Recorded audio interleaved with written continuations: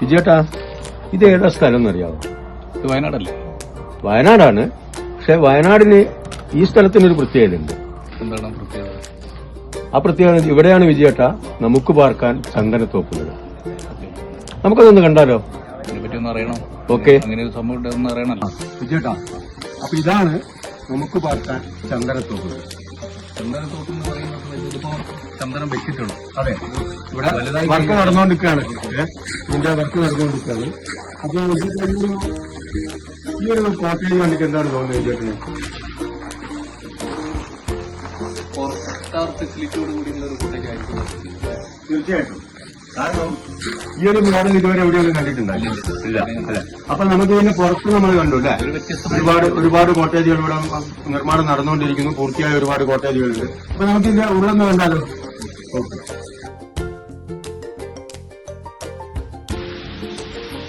വിജയേട്ടാ, ഇതാണ് നമുക്ക് നോക്കാൻ ചന്ദനത്തോട്ടിലൂടെ നമ്മുടെ കോട്ടേജ്. നല്ലൊരു കൂളിംഗ് ആണല്ലോ ഇതിന്റെ ഉള്ളിൽ അല്ലേ? നമ്മളിപ്പോ ഉച്ച സമയത്താണ് ഇങ്ങോട്ട് കയറിയത്. പുറത്ത് നല്ല ചൂടും ഉള്ളിൽ നല്ല തണുപ്പാണ്. ഓക്കെ. അപ്പൊ അത് കൂടാതെ ഇപ്പൊ ഒരു സൗണ്ട് വരുന്നുണ്ട്, വെള്ളത്തിന്റെ സൗണ്ട് വരുന്നു. എന്തെങ്കിലും പൈപ്പ് മറ്റോ കൂട്ടിയതാണോ? വിജയേട്ടാ, ഇവിടുത്തെ പ്രത്യേകത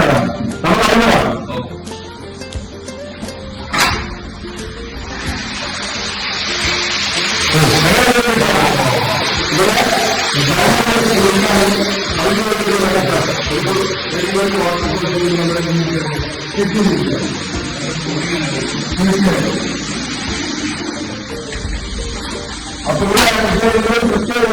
ഒരു ഫാമിലി വന്നു കഴിഞ്ഞാൽ അവർക്ക് താമസിക്കാൻ പാകത്തിലാണ് ഈ ഒരു ബെഡ്റൂം തയ്യാറാക്കിയിരിക്കുന്നത്. പ്രത്യേകം നാച്ചുറൽ മണ്ണുണ്ട്.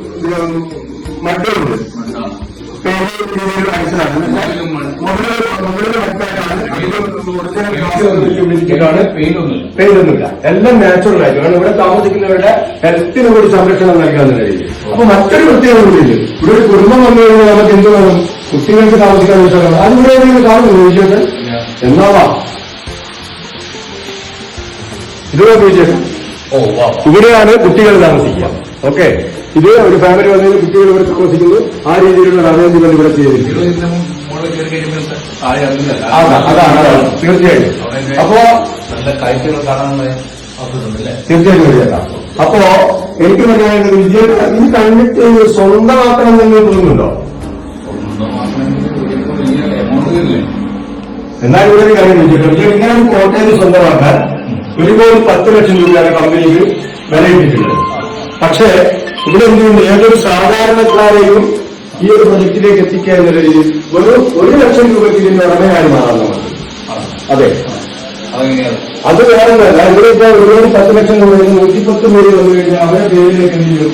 ഈ പ്രോജക്റ്റ് അല്ലെങ്കിൽ 5 സെന്റ് സ്ഥലത്ത് 16 ചന്ദ്രവനങ്ങൾക്ക് നൽകുന്ന ഈ കോട്ടേജ് അവരുടെ പേരിലേക്ക് ജന്മം തീരാതെ എന്ന രീതിയിൽ ആധാരം രജിസ്റ്റർ ചെയ്തു കൊടുക്കും. അതെ, സാധാരണക്കാരന് സ്വന്തമാക്കാം. ആ രീതിയിലാണ് ഇതിന്റെ കാര്യങ്ങൾ. ഒരു വ്യക്തിക്കും സ്വന്തമാക്കാം, ഒരു വ്യക്തിക്കും സ്വന്തമാക്കാം, മറ്റാൾക്കും സ്വന്തമാക്കാം, അത് 20 പേർക്ക് സ്വന്തമാക്കാം. കൂട്ടി വന്ന 110 പേർക്ക് വരെ സ്വന്തമാക്കാൻ പാകത്തിലാണ് ഇത്. ഒരു ജനകീയ പ്രോജക്റ്റ് ആയിട്ട് ജനകീയ പ്രോജക്റ്റ് നമുക്ക് മാനേജ്മെന്റിനെ ശരിക്ക് ഒരു കൺഗ്രാസ് അഭിനന്ദിക്കേണ്ട കാര്യങ്ങളല്ലേ? തീർച്ചയായും. ലക്ഷറി കോട്ടേജുകളൊക്കെ കോടികൾ കയ്യിലുള്ള ആളുകൾക്ക് സ്വന്തമാക്കുന്നത്. തീർച്ചയായും ഇത് സാധാരണക്കാരന് സ്വന്തമാക്കാം. ഇവിടുത്തെ മാനേജ്മെന്റിന്റെ ലക്ഷ്യം എന്താണെന്ന് ചോദിച്ചാൽ അവര് മറ്റുള്ളവർക്ക് പണം ഉണ്ടാക്കി കൊടുത്തിട്ട് അവര് പണം ഉണ്ടാക്കാം. മറ്റുള്ളവരെ കോടീശ്വരന്മാരാക്കിക്കൊണ്ട് കോടീശ്വരന്മാരാക്കിയ സഹോദരൻ. ഇതിപ്പോ നമുക്ക് രജിസ്റ്റർ ചെയ്ത് തന്നല്ലോ. റെന്റ് കാര്യങ്ങളൊക്കെ എങ്ങനെയാണ് നമുക്ക് കിട്ടുന്നത്? ഇതിന്റെ റെന്റ് എന്ന് പറയുന്നത് നമ്മളിപ്പോ വാടക കൊടുക്കാൻ കിട്ടുന്നത് ഇപ്പോഴും 20,000 രൂപക്കാണ് നമ്മൾ വാടക കൊടുക്കുന്നത്. അപ്പൊ 20,000 രൂപ 6 ലക്ഷം രൂപ അങ്ങനെയാണ് വരുന്നത് ഒരു മാസത്തിൽ. ഇതൊരു 10 ദിവസം വാടക രൂപയാൽ തന്നെ 1 ലക്ഷം രൂപ നിക്ഷേപിക്കുന്ന വ്യക്തിക്ക് ഒരു ഏകദേശം 2,000 രൂപ അടുത്ത് കൊടുക്കാൻ പറ്റും കമ്പനി. പക്ഷെ കമ്പനി ഇവിടെ എന്താണ് ചെയ്യുന്നത് വെച്ചാൽ ഒരു 6 ലക്ഷം രൂപ അല്ലെങ്കിൽ എത്രയാണോ എമൗണ്ട് അതിന്റെ 20% കമ്പനി ടാക്സ് മറ്റു കാര്യങ്ങളായിട്ട് പോകുന്നുണ്ട്. മറ്റുള്ള കമ്പനിക്ക് പോകുന്നുണ്ട്. കൂടാതെ ടാക്സ് എക്സ്പെൻസ് ഇവിടെ സർവീസ് ചാർജ് കാര്യങ്ങളൊക്കെ വരുന്നില്ല. അത് കഴിഞ്ഞിട്ടുള്ള ബാക്കി എന്ത് ചെയ്യും? ആരൊക്കെയാണോ പാർട്ട്നേഴ്സായിട്ട് നമുക്ക് തുല്യമായിട്ട് ഇത് എടുക്കുന്ന ആളുകൾക്ക് റിസ്ക് ഇല്ല.